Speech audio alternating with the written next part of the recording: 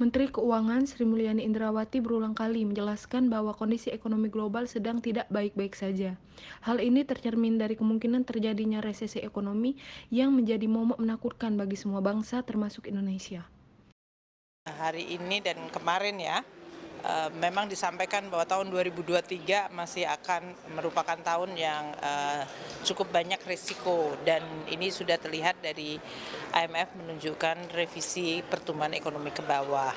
Ini diakibatkan karena pertama inflasi masih akan cukup tinggi, dan oleh karena itu respons kebijakan moneter dari negara-negara Amerika dan negara maju lain termasuk Eropa akan cukup tinggi dan cukup ketat untuk bisa mengendalikan inflasi, sehingga risiko dari perlemahan ekonomi itu menjadi sangat nyata. Selain itu, konflik global antara Ukraina dan Rusia, pengetatan likuiditas dan inflasi yang tinggi, semuanya berkontribusi pada penurunan ekonomi dunia yang terus berlanjut. IMF memprediksi ekonomi Indonesia akan terus tumbuh hingga 5,3% tahun ini dan 5% pada 2003 yang tampaknya sedikit melegakan Indonesia.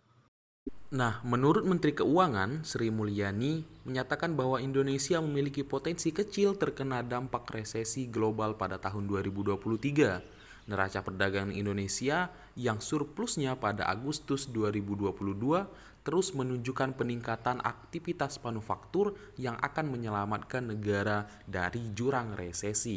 Kedua faktor tersebut diyakini dapat menjadi katalis yang baik bagi perekonomian Indonesia di tengah ketidakpastian ekonomi global. Proyeksi dari berbagai lembaga keuangan seperti IMF dan Bank Dunia menyebutkan perekonomian Indonesia akan terus tumbuh sekitar 5,1% hingga 5,2% pada tahun 2022.